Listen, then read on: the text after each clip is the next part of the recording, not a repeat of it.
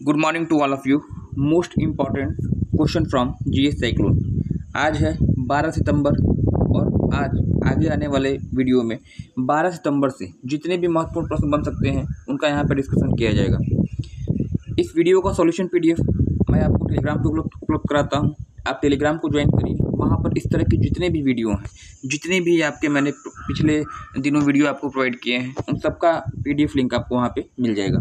इसके अलावा आप मुझे इन सोशल नेटवर्किंग साइट पे मुझे फॉलो करिए, वहाँ पे आपको प्रतियोगी परीक्षाओं के संबंध में जितनी भी महत्वपूर्ण जानकारियाँ होती हैं या इसके अलावा जितने भी प्रश्न आपके, चाहे जीएस का सेक्शन हो, चाहे आपका करंट अफेयर्स का सेक्शन हो, जहाँ से प्रश्न मैं आपको प्रोवाइड करता रहता हूँ। आज शिद्दत से करो कोशिश तुम चिराग बनने की, कौन जाने रोशन तुम्ही से सारा जहां। सुबह का समय है और ये सुबह का समय हमें सिखाता ये है कि भगवान ने हमको एक नया अवसर दिया है। आप हमेशा गुड मॉर्निंग बोलते हैं। गुड मॉर्निंग का मतलब क्या होता है? गुड मॉर्निंग का मतलब है एक सुंदर सुबह, एक स्वच्छ सुबह जो पर्यावरण प्रदूषण रहित है, और निश्चित रूप से यहाँ पे आपका दिन क्या होता है, आपका शुभ होता है, और अच्छे विचारों के साथ अगर आप शुरुआत करते हैं तो आपका दिन अच्छा जाता है और आप तरोताज़ा महसूस करते हैं। गुड मॉर्निंग मतलब one more inning to play in and win, मतलब भगवान के द्वारा दिया गया एक महत्वपूर्ण तोहफा है, एक सुबह जो आपको एक अवसर प्रदान करती है, जो आपने पिछले समय गलतियां की हैं उन गलतियों को सुधार करने के लिए और आगे आने वाले भविष्य को स्वर्णिम बनाने के लिए। आप योग्य हैं, प्रतिभाशाली हैं, साहसी हैं, धैर्यवान हैं, ये आप ही सिद्ध कीजिएगा। अवसर किसी को विरासत नहीं मिलते हैं, ये सभी को मिलते हैं जो इसे पहचान लेता है और जो इसे अपना लेता है, जीत उसी की होती है। तो आइए शुभारंभ करते हैं आज के सेशन का most important question from GS cyclone 12 सितंबर सन 2024। जैसा कि पहले भी होता आया है, प्रीवियस डी का रिवीजन होता है। जो मैंने 11 सितंबर को मैंने आपको प्रश्न कराए थे उसका एक क्विक रिवीजन होगा, ताकि आपके दिमाग में, आपके मानस पटल पर यह प्रश्न हमेशा चोट करते रहें, और निश्चित रूप से अगर ये लगातार आपके दिमाग पर, आपके दिमाग के सतह पर चोट करते हैं तो आपके दिमाग में जगह बनाने में ये कामयाब रहेंगे। आइए देखिए, मैंने पूछा था आपसे अभी हाल ही में यूएस ओपन 2024 महिला एकल विजेता कौन है, तो ये आपकी हैं एरियन सबलेंका। यूएस ओपन 2024 का आयोजन खत्म हुआ है अभी, और कहाँ पे होता है तो अमेरिका में होता है। महिला एकल विजेता किसने जीता है, तो आपकी एरिना सबलेंका है। कहाँ की है, तो ये बेलारूस की है। मैंने आपसे पूछा था कि बेलारूस की कैपिटल, बेलारूस एक यूरोपीय कंट्री है और मिस्र यहाँ की जो है राजधानी है। अभी हाल ही में कौन राजस्थान रॉयल्स का हेड कोच नियुक्त किया गया है, तो राहुल द्रविड़। आपका उत्तर आपका यहाँ राइट होगा। और राहुल द्रविड़ की कप्तानी में, राहुल द्रविड़ की कोचिंग में जो है भारत ने जून में यूएसए और वेस्ट इंडीज में आयोजित T20 वर्ल्ड कप भारत ने जीता था। अंतर्राष्ट्रीय शिक्षा दिवस किस तिथि को मनाया गया, तो 8 सितंबर आप बताएंगे।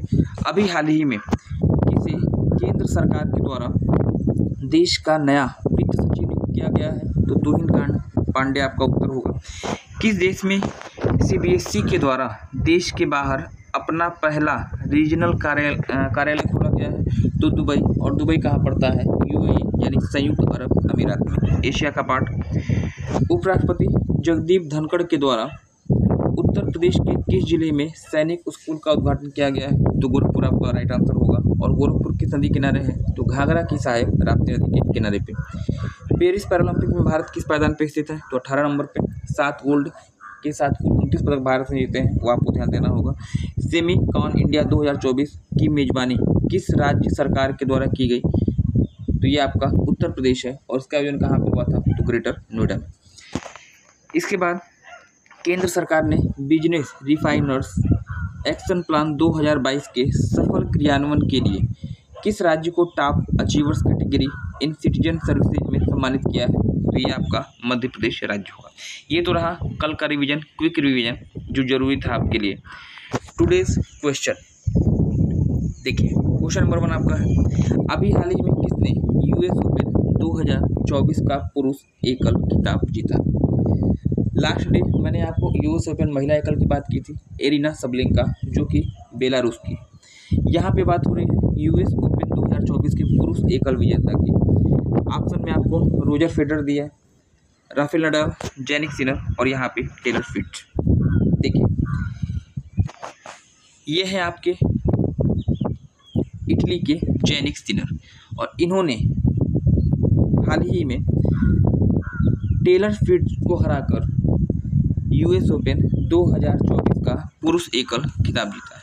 तो इस प्रश्न का जो सही उत्तर होगा Jannik Sinner is the right answer. US open 2024 के मेंस सिंगल विजेता, इटली से बिलोंग करते हैं। तो जैनिक सिनर याद रखिएगा पुरुष एकल विजेता, और एरिया सबलेंका याद रखिएगा जो कि बेलारूस की है, महिला एकल विजेता। ग्रैंड स्लैम प्रतियोगिता कोई भी आपकी होंगी, ग्रैंड स्लैम प्रतियोगिताओं से प्रश्न आपके बनते हैं।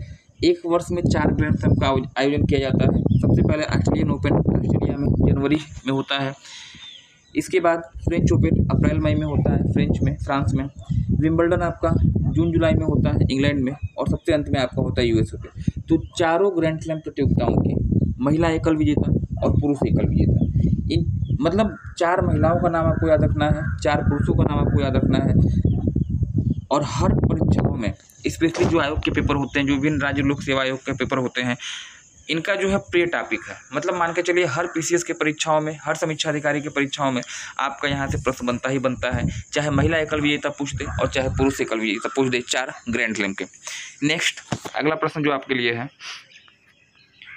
देखिए पेरिस पैरालंपिक भारत ने कितने गोल्ड मेडल जीते हैं। देखिए अभी हाल ही में जो है पेरिस पैरालंपिक का समापन हुआ और इन प्रतियोगिताओं में भारत के द्वारा आशा से अधिक अच्छा प्रदर्शन किया गया, जिसकी हमको आशा नहीं थी। जो पिछला जो आपका पैरालंपिक हुआ था टोक्यो में, वहाँ पर भारत जो है वह 19 पदक लिया था, प्राप्त किया था। और अभी जो आपका पैरालंपिक खत्म हुआ है उसमें भारत में पदकों की संख्या कितनी हो गई है, 29 हो गई। मतलब पिछले प्रदर्शन को जो है इन्होंने क्या किया है, पीछे छोड़ दिया है। और पेरिस पैरालंपिक भारतीयों के लिए बहुत ही अच्छा रहा है पिछले बार की अपेक्षा। इस पैरालंपिक में भारत ने कुल 7 गोल्ड मेडल जीते थे, कुल 7 गोल्ड मेडल स्वर्ण पदक यहाँ पे जीता है भारत ने, और कुल 29 पदकों के साथ भारत जो आपका है 18 नंबर पे आपका स्थित है, 18वें क्रम पे आपका आता है। तो ये तो रही छोटी सी सामान्य सी बात। अब पेरिस पैरालंपिक के संबंध में कुछ महत्वपूर्ण फैक्ट हैं, और निश्चित रूप से जो है आने वाली परीक्षाओं में पेरिस पैरालंपिक जो है चर्चा में रहेगा। इसको हर दृष्टि से कवर करिए, जो भी सोर्सेज आपको मिलते हैं उसको आप बढ़िया से तैयार करिएगा। पेरिस पैरालंपिक 2024 महत्वपूर्ण तथ्य क्या रहे हैं, क्या पूछ सकता है आपसे। देखिए भारत ने 7 स्वर्ण, 9 रजत, 13 कांस्य पदक के साथ कुल 29 पदक जीते और पदक तालिका में 18वां स्थान प्राप्त किया है। इन पैरालंपिक खेलों में भारत ने 12 खेलों में 84 खिलाड़ियों के साथ भाग लिया था। टोक्यो पैरालंपिक में किए गए प्रदर्शन को पीछे छोड़ा है, जैसे कि मैंने पहले आपको बताया। Avani Lakhira 2 Paralympic gold medal जीतने वाली महिला भारतीय है। हरविंदर सिंह भारत के पहले पैरालंपिक या ओलंपिक तीरंदाज हैं जिनको गोल्ड मेडल मिला है, तो ये भी आपको ध्यान रखना होगा। और वहीं मरप्पन थंगावेलु लगातार 3 पैरालंपिक खेलों में पदक जीतने वाले भारत के एकमात्र खिलाड़ी रहे हैं। कंटिन्यू 3 पैरालंपिक खेलों में इन्होंने पार्टिसिपेट किया है और हर प्रतिस्पर्धा में इनको पदक मिला है। तो इतनी चीज़ें हैं पेरिस पैरालंपिक से। फिलहाल प्रश्न का जो उत्तर आपका हो जाएगा यहाँ पे क्या राइट हो जाएगा कि कितने गोल्ड मेडल भारत को मिले हैं, तो ऑप्शन नंबर सी यहाँ पे 7 हो जाएगा। 7 गोल्ड मेडल के साथ 29 पदक और 18वां क्रम भारत का हो जाएगा। नेक्स्ट अगला प्रश्न जो आपके लिए है, अभी हाल ही में साइबर सुरक्षा नीति जारी करने वाला राज्य कौन है? कर्नाटक, महाराष्ट्र, तमिलनाडु या फिर गोवा। देखिए साइबर सुरक्षा नीति की बात करेंगे 2.0 किसने जारी की? दक्षिण भारत के राज्य तमिलनाडु भारत की पूर्वी तट पर स्थित है। ये आपका रहा तमिलनाडु। भारत की पूर्वी तट पर स्थित बंगाल की खाड़ी को स्पर्श करता हुआ यहाँ की राजधानी चेन्नई, और यहाँ के जो वर्तमान मुख्यमंत्री हैं वह M.K. स्टालिन।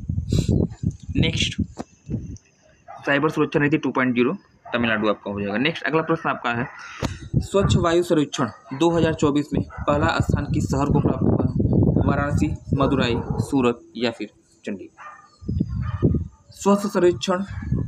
स्वच्छ वायु सर्वेक्षण 2024, इसका जो गणना है, इसकी जो काउंटिंग है वह भारत के केंद्रीय पर्यावरण मंत्रालय द्वारा कराई गई है। और हाल ही में जो है गुजरात के सूरत शहर को जो है स्वच्छ वायु सर्वेक्षण 2024 में पहला स्थान प्राप्त हुआ है। तो ये लेटेस्ट खबर आपके लिए होगी, इसको आप नोट कर सकते हैं। सूरत की अगर बात करिएगा, गुजरात में स्थित है और ये जो है पूछा जाए किस नदी के किनारे पे है, ताप्ती नदी के किनारे पे स्थित होगा। और साथ ही साथ आपको यह भी ध्यान रखना होगा कि यह जो हीरे की कटाई के लिए जाना जाता है, हीरा अनुसंधान संस्थान आपका यहीं सूरत में स्थित है। नेक्स्ट अगला प्रश्न आपका है, अभी हाल ही में दूसरा अंतर्राष्ट्रीय बौद्ध मीडिया सम्मेलन का आयोजन किस स्थान पर किया गया? दूसरा अंतर्राष्ट्रीय बौद्ध मीडिया सम्मेलन कहाँ पर आयोजित किया गया है? नोम पेन कंबोडिया में, बैंकॉक थाईलैंड, नई दिल्ली आपका भारत में या फिर बीजिंग चीन में। दूसरा अंतर्राष्ट्रीय बौद्ध मीडिया सम्मेलन की बात हो रही है तो इसका आयोजन नई दिल्ली में हुआ और यह आपका भारत में है। अगर आपसे पूछा जाए कि पहला अंतर्राष्ट्रीय बौद्ध मीडिया सम्मेलन कहाँ पे हुआ था तो वो आपका बीजिंग में हुआ था और चाइना में कब हुआ था? 2018 में। नेक्स्ट, लगभग इस सेशन का लगभग आधा रास्ता हम लोगों ने मिलकर तय कर लिया। वीडियो का सॉल्यूशन PDF आपको टेलीग्राम पे मिल जाएगा। टेलीग्राम पे आप मुझे फॉलो करें। इस वीडियो के साथ साथ जितने भी इससे पहले मैंने आपको डेली करंट अफेयर्स का वीडियो दिया है उन सब के PDF मैं आपको टेलीग्राम पर प्रोवाइड कराता हूँ। टेलीग्राम को आप ज्वाइन करेंगे। इसके अलावा आप मुझे इस सोशल नेटवर्किंग साइट पर मुझे फॉलो करिएगा। वहाँ पर भी आपको अच्छी प्रतियोगी परीक्षाओं के संबंध में महत्वपूर्ण जानकारियाँ प्राप्त होती रहती हैं। नेक्स्ट अगला क्वेश्चन जो आपका है, अभी हाल ही में किसे वायु गुणवत्ता प्रबंधन आयोग का नया अध्यक्ष नियुक्त किया गया? किसे वायु गुणवत्ता प्रबंधन आयोग का नया अध्यक्ष नियुक्त किया गया? तो याद रखिएगा, अभी हाल ही में राजेश वर्मा, ये है आपके राजेश वर्मा जी को जो है वायु गुणवत्ता प्रबंधन आयोग का अध्यक्ष नियुक्त किया गया है और इसी ने जो है स्वच्छ वायु सर्वेक्षण आपका कराया जिसमें कि सूरत को पहला स्थान प्राप्त हुआ। नेक्स्ट अगला प्रश्न आपका होगा, निम्नलिखित में से कौन सा देश अंतर्राष्ट्रीय सौर ऊर्जा गठबंधन का नवीनतम सदस्य बना है? सौर ऊर्जा गठबंधन ISO international solar alliance, ISA होता है, ISO ने ISA होता है, इंटरनेशनल सोलर अलायंस सौर ऊर्जा गठबंधन का नवीनतम मेंबर कौन बना है? नेपाल, कनाडा, मालदीव या फिर म्यांमार। तो इस प्रश्न का सही उत्तर होगा ऑप्शन ए, नेपाल। एशियाई देश नेपाल जो कि 3 तरफ से भारत से घिरा हुआ है, एक तरफ से चाइना से घिरा हुआ है, पूरी तरह से हिमालय की गोद में स्थित है। इसे आप हिमालय का वरद पुत्र भी कहते हैं। विश्व का एकमात्र हिंदू राष्ट्र, 101वें नंबर पे। इससे पहले 100 देश सौर ऊर्जा गठबंधन के मेंबर थे और 101वां आपका कौन बना है? तो आपका नेपाल बना। अब नेक्स्ट जो आपका अगला क्वेश्चन जो है आपका, हाल ही में किसे यूरोपीय देश क्रोएशिया में भारत का राजदूत एम्बेसडर बनाया गया? क्रोएशिया की राजधानी संभवतः आपके पुलिस एग्जाम में पूछी भी गई थी। क्रोएशिया की राजधानी जाग्रेब यूरोप में स्थित है और भारत का राजदूत एम्बेसडर इसमें किसको नियुक्त किया गया है? तो ये हैं आपके Arun Goyal. Option number A, Arun Goyal को हाल ही में यूरोपीय देश क्रोएशिया में भारत के राजदूत के रूप में नियुक्त किया गया है, ये आपको ध्यान रखना हो। नेक्स्ट, अभी हाल ही में मोइन अली ने क्रिकेट से संन्यास लिया, इनका संबंध किस देश से है? मोइन अली क्रिकेट प्रेमी है, क्रिकेट लवर्स आप लोग हैं और निश्चित रूप से इसका उत्तर आप सही बताएंगे। पाकिस्तान दिया है, बांग्लादेश दिया है, अफगानिस्तान दिया है या फिर इंग्लैंड दिया है। मोइन अली बहुत ही फेमस क्रिकेटर हैं और इनका संबंध किससे है? तो ये पाकिस्तान से अगर आप लगाते हैं तो गलत होगा। ये इंग्लैंड के खिलाड़ी हैं और इंग्लैंड के इस खिलाड़ी ने हाल ही में जो है अंतर्राष्ट्रीय क्रिकेट से संन्यास ले लिया। चर्चा में थे, ऐसे प्रश्न भी आपको एग्जाम में मिल जाते हैं।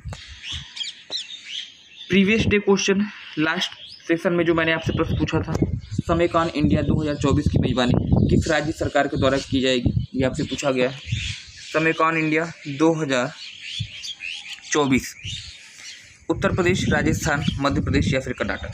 तो याद रखिएगा, यह जो आयोजन आपका होना है उत्तर प्रदेश के ग्रेटर नोएडा में होना है, और इस प्रश्न का जो सही उत्तर आपका हो जाएगा Uttar Pradesh. Question of the day, अभी हाल ही में किस तिथि को विश्व आत्महत्या रोकथाम दिवस के रूप में मनाया गया? विश्व आत्महत्या रोकथाम दिवस कब मनाया गया? 7 सितंबर, 8 सितंबर, 10 सितंबर या फिर 11 सितंबर। इस प्रश्न का उत्तर आपसे अपेक्षित होगा। प्रश्न का उत्तर दीजिए, अधिक से अधिक संख्या में अपना मूल्यांकन करिए कि मैं किस तरफ जा रहा हूँ, मेरी तैयारी किस तरफ जा रही है, क्या आप सही दिशा में आपकी तैयारी है।